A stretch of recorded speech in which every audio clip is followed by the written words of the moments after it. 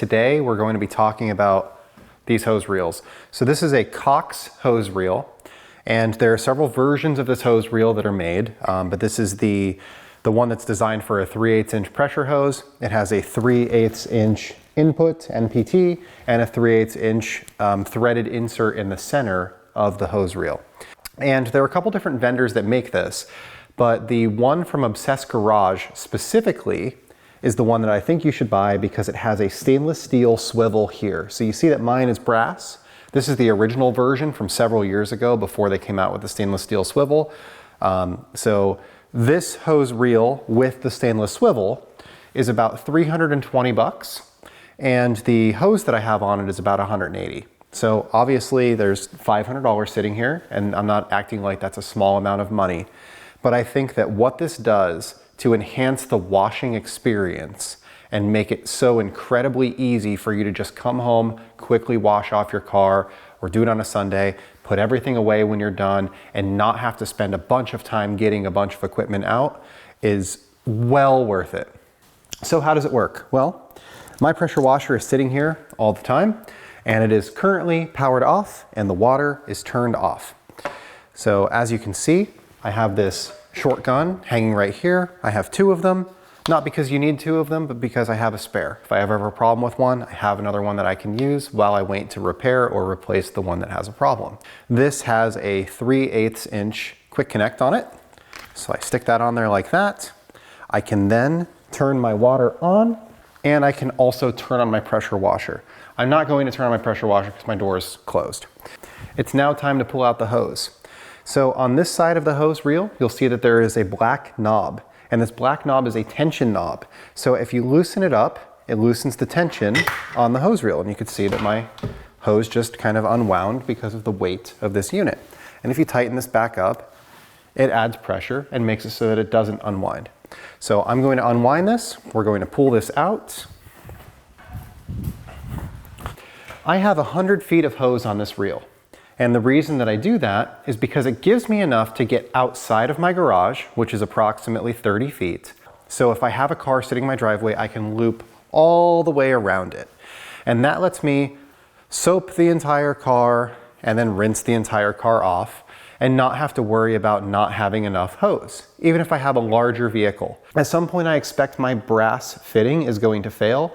When it does, I'm going to replace it with a stainless one that is available as a separate fitting, but I'm not going to change it proactively. Like I mentioned, this makes it really easy to just pull it out, go and wash your car. When you're done, you come back in, turn off the water. We squeeze the trigger to get any water out of the gun. Take the gun off. And now I always take a spare rag, and I will grab this hose and I will wind it up. I really like this hose reel, and the reason that I like it is because it makes it so simple to just pull your hose out, do what you're doing. When you're done, reel it up and put everything away. It's not this long process of getting a pressure washer out, setting it on the ground, connecting it to a hose, getting your hose out, connecting it to the pressure washer, unwinding it, going out, washing your car, and then when you're done, trying to coil up 100 feet of hose. This hose, when it's full of water, weighs a little bit, and 100 foot of it wrapped around your arm is a little unwieldy, and also it's typically dirty, wet. It gives you this nice way of just being able to wipe the dirt and water and whatever you have off of the hose when you're done and put it away cleanly. It is pretty easy to wind up. Even if we have most of it unwound like this, we can just take it in our hand,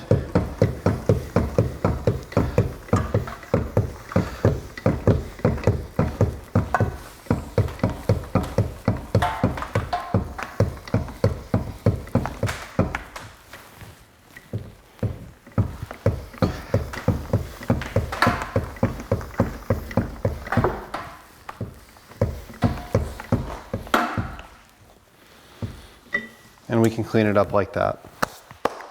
So I will put a link in the description on where to get this hose reel and to get the one that I think that you want, which is this particular Cox hose reel, but with the stainless steel fitting. but the length keeps me from extending all the way to the end of my hose, from pulling the reel off the wall, from putting stress on the fitting that is inside the unit that it's actually connected to. And I think that these are really great hose reels. Something to note is they are an industrial hose reel. They're designed for industrial installations. So you might find that they're not perfect. There might be a little ding or a bend to this bar. They're pretty easy to straighten out. There might be some powder coat on the threads inside where you're trying to screw the hose in. You might have to clean that out. I did. But they're a good, solid hose reel. I've had this one for 2.5 years. I use it at least once a week. So I have used it at least 125 times. I have pulled that out. The mounting holes on the back of it are spread out by about 8 inches. So if you are going to be mounting this to a standard like drywall or stud wall, that's something that you need to know. In my case, this wall has plywood underneath it. So what I opted to do is I took a piece of 3/4 inch plywood, I screwed it through the drywall into the plywood behind it, and this has lags that go into this plywood and into the plywood that is behind my drywall. And that's been really solid. I just used, I wanna say they're probably 5/16 inch lags, and they're maybe 1.5 inches long. It does not come with mounting hardware. On Obsessed Garage's website, they do make a stainless steel mounting plate that has 16-inch width. So if you do need to mount it on studs, you can do that. You can alternatively use something like a 2x4 or 2x6 across the studs and mount to that as well. Anyway, thank you for watching, and I hope that you have a great day.